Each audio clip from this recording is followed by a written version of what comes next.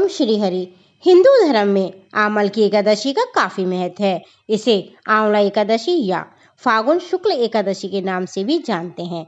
इस पावन दिन भगवान विष्णु के साथ साथ भगवान शिव और माता पार्वती की आराधना का भी विशेष विधान है। दोस्तों, काशी में इसे रंगभरी एकादशी के रूप में मनाया जाता है। रंगभरी एकादशी के दिन भगवान शिव और माता पार्वती को गुलाल अर्पित किया जाता है। मान्यता ये है, इस दिन विधि विधान से पूजा करने पर समस्त पापों का नाश होता है। दोस्तों, आइए जानते हैं एकादशी व्रत की पूजा विधि, शुभ मुहूर्त और धार्मिक महत्व। पंचांग के अनुसार फागुन शुक्ल एकादशी तिथि का प्रारंभ 27 फरवरी को रात 12:33 पर होगा और इस तिथि का समापन 27 फरवरी की रात 10:32 पर होगा। उदय तिथि के अनुसार आमल की एकादशी का व्रत 27 फरवरी शुक्रवार को रखा जाएगा। जो भक्त एकादशी का व्रत रख रहे हैं उनके लिए भगवान विष्णु और आंवले के वृक्ष की पूजा का श्रेष्ठ समय रहेगा सुबह 6:48 से 11:08 तक। इसके बाद राहु काल शुरू हो जाएगा। इस दिन आंवले के वृक्ष का विशेष महत्व होता है क्योंकि माना जाता है कि इसमें साक्षात भगवान विष्णु का वास होता है।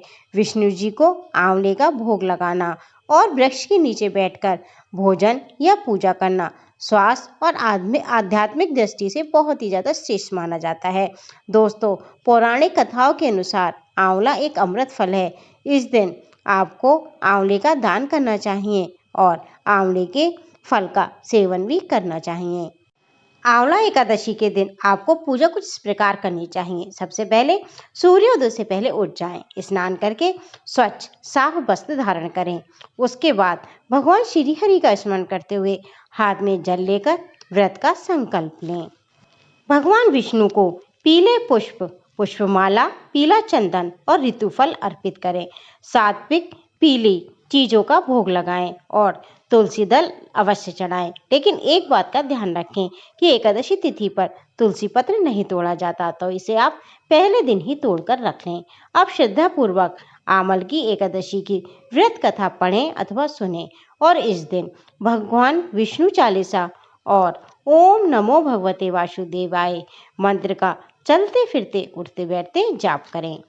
आमल की एकादशी का व्रत आप अपनी इच्छा और सामर्थ्य के अनुसार फलाहार ग्रहण करें अथवा निर्जला रखें।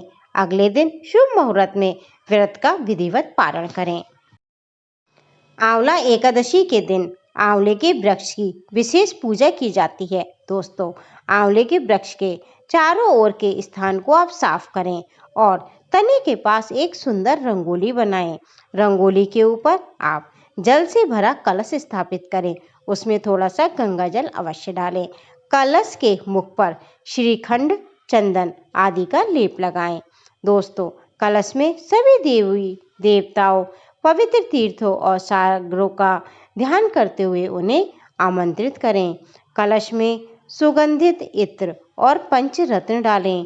ऊपर एक ढक्कन रखें और उस पर घी का दीपक जलाएं। कलश को पीले वस्त्र से सजाएं और धूप दीप से उसकी आरती करें। अगले दिन व्रत खोलने से पहले ब्राह्मणों को भोजन कराएं। अपनी यथा सामर्थ्य के अनुसार एक ब्राह्मण को भी आप भोजन करा सकते हैं।